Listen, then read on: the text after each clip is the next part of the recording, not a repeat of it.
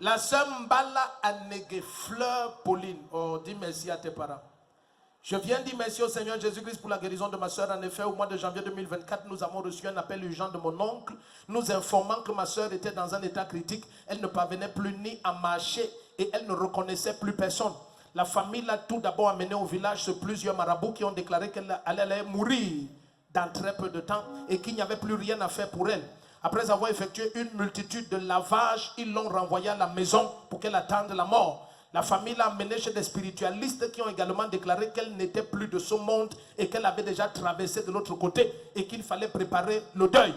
Désespérée par toutes ces nouvelles, la famille a décidé de l'amener une fois encore à l'hôpital. Et les examens effectués ont révélé qu'elle souffrait de VIH depuis 10 ans. Les médecins ont déclaré qu'il y avait très peu de chances qu'elle survive parce que son état était déjà désespéré. En ce moment, ma soeur était totalement paralysée. Elle avait totalement maigri. On voyait les os du cerveau, du cou. Tous ses os étaient dehors. Aïe, elle avait les dents serrées comme un squelette. Entre parenthèses, voir toutes les photos. Face à cette situation, j'ai choisi de ne pas pleurer. Et je suis allé à l'hôpital voir ma soeur pour l'amener ici à l'église afin qu'elle soit enregistrée aux urgences. Ce jour-là, papa est venu vers elle. Il a tendu la main vers elle. Il a appelé son nom. Quelqu'un se souvient de ce qui s'est passé avec le papa là-bas?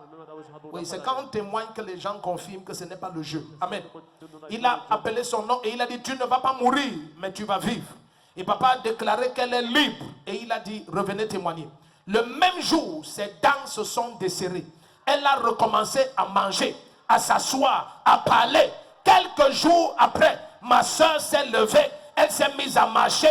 Elle avait retrouvé tous les sens. Elle reconnaissait tout le monde. Elle a arrêté de porter les couches. La famille étant tellement scandalisée devant le miracle, on est rentré de faire les examens. Ma soeur est libre et en parfaite santé. Amen. Si tu te cries Jésus, Jésus. Qui est malade alors? Qui était malade? Où est le squelette? Dis à ton voisin, je cherche le squelette, je ne le vois pas. My God, my God. Il faut le cœur pour supporter les photos-ci.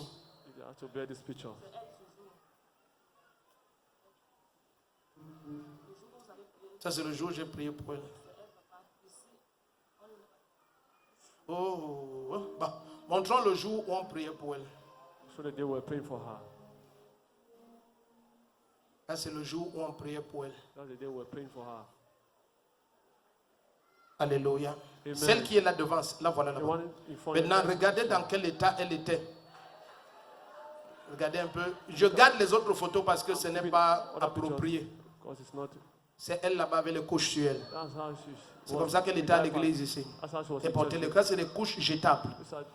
Maintenant, tous les marabouts, tous les spiritualistes, tout le monde avait dit qu'elle meurt. Maintenant, où est celle qu'on avait dit qu'elle meurt? Marche en crânant, marche en crânant. Le premier qui se lève et crie Amen. Maya katapaya. Dis à ton voisin, l'enfant de qui? Je vais manger ça d'autre. Donc ça c'est quoi? C'est radio de quoi? Encéphalopathie multiforme progressive. Donc pour nous, en termes normaux, c'est quoi? Ça cause une infection au niveau du cerveau et ça paralyse la personne. La personne la personne ne peut plus marcher. Donc c'est ça qu'elle avait.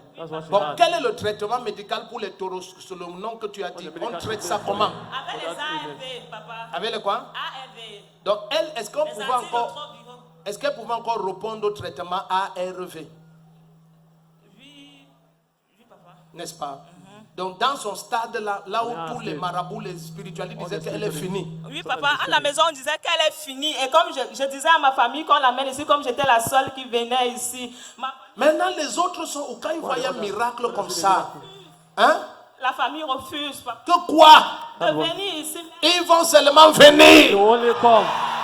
Dis à ton voisin, ils vont seulement venir. Quelqu'un dit tout le Cameroun vient à Jésus-Christ.